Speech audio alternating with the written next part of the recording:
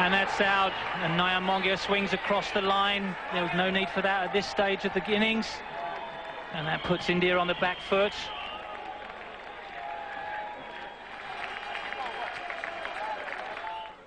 And the new batsman, Javagal Srinath. There he goes to the leg side, but there's going to be nobody underneath that because he's gone all the way for 6. That was a magnificent hit. And that's gone a long way. That's the maximum. Peter Willey puts his fingers in the air. And Javagal Srinath, I'd like to see him chop a tree down because he'd do it in one blow. And that's a catch, that's out. Alistair Campbell's taking a low diving catch forward, and that's the end of Robin Singh. Well, this game still seesawing. Well, Alistair Campbell brought on Henry Olonga, bit of a gamble. His first 2 overs went for 11, bowled a few wides and no balls.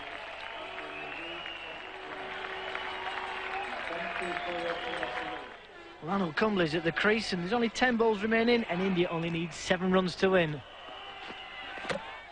Bowled him. That's it. Henry Olonga's taking his 2nd wicket in the over. Srinath clean bowled. India still need 4, and they're down to the last pair at the crease.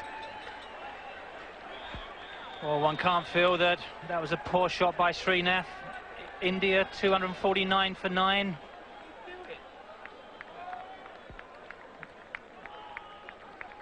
And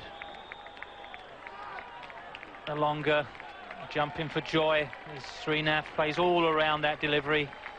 4-length ball. Javagal Srinath 18 off only 12 balls, 2 huge 6s in that total. And the Indian number 11 batsman, a lot of pressure on him. 249 for 9.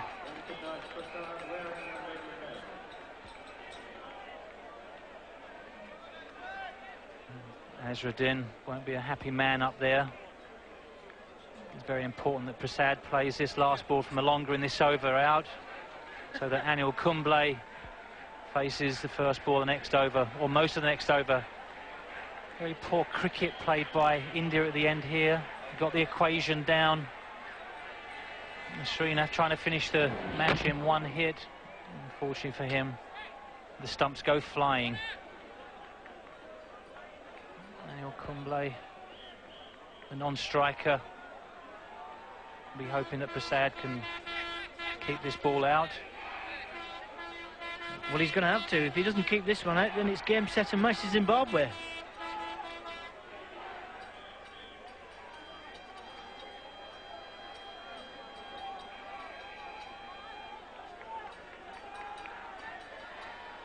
And what a game this is. This is the end of Javagal Srinath. He may rue the wisdom of his choice of shot.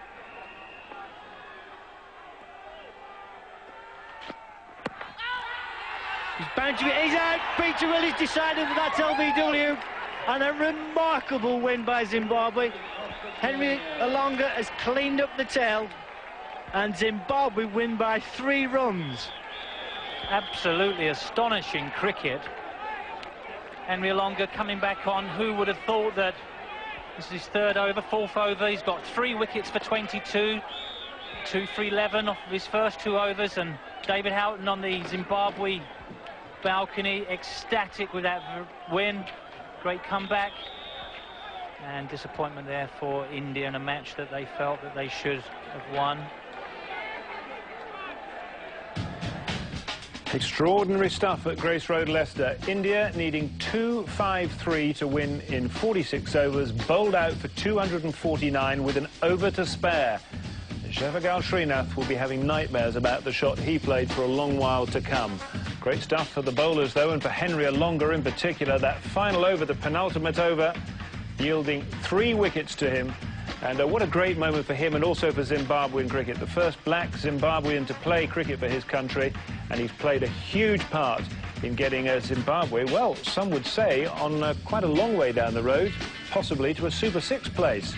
Now then, let's hear from both captains. After the game, they spoke to Tony Cozier. A tremendous match, Azhar. You seem to have lost it and then pulled it back. Towards the end, you thought you had it? Well, yeah, I think we had it. We had the match in our hand, but the last over we lost 3 wickets. That's what put us back. And of course, you only had 46 overs to bat. Well, yeah, I think the wicket was good. We got off to a good start. We always kept the run rate to about 6 runs an over all the time.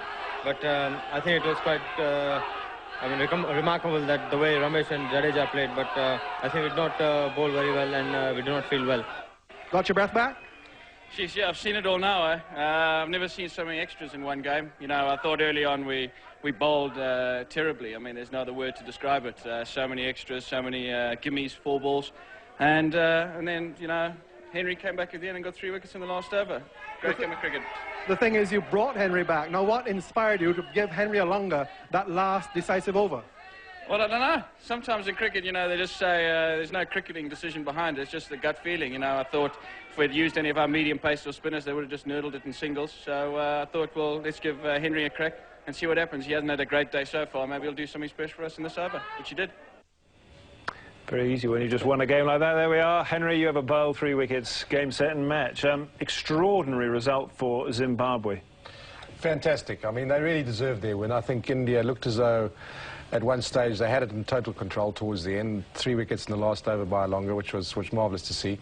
But the pressure told on the Indian batsmen. That final over by Olonga was the one, obviously, which is going to take all the headlines. We can look at some moments from it. And, Alan, you've been shaking your head in disbelief for most of the evening. Well, I've been jotting down, this is dumb shot number 1. You know, at this stage, you only need to get bat on ball, keep along the ground, and India win the game easily. He played a good innings. That's dumb shot number 2.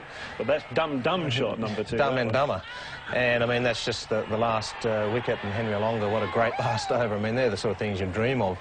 And just a brilliant win for Zimbabwe, who just, as I said, just hung in there the whole time and snatched victory from India. Is it fair to climb into Paul Javagal Srinath, because he'd actually done so well to get them into a position where they were about to win the game? Well, yes and no. I mean, yeah, that's right. He'd taken a few risks, hit a couple of sixes, but I think once you get the side into that situation where you need 4 runs with 2 overs left, and then play a shot like that, I mean, it's a bit silly. 2 quick things to talk about. First of all, we've had loads of emails in from lots of Indian fans, all of whom are crying for the head of Mohammad Azharuddin. That's not right, is it? Well, I don't think so. I mean, it's typical in that part of the world. You lose the game, blame the captain. I don't think it's his fault at all. Tendulkar, was he the factor? He'd be a huge factor. I mean, he plays. You don't know how the final result would be. It'd certainly be a calmer head out there batting, I would have thought. I think if he'd been batting at the end, it might have been a different yes. end. Let's have a quick look at the Group A table then after the 2 games that we've seen then on the World Cup Centre. There we are. So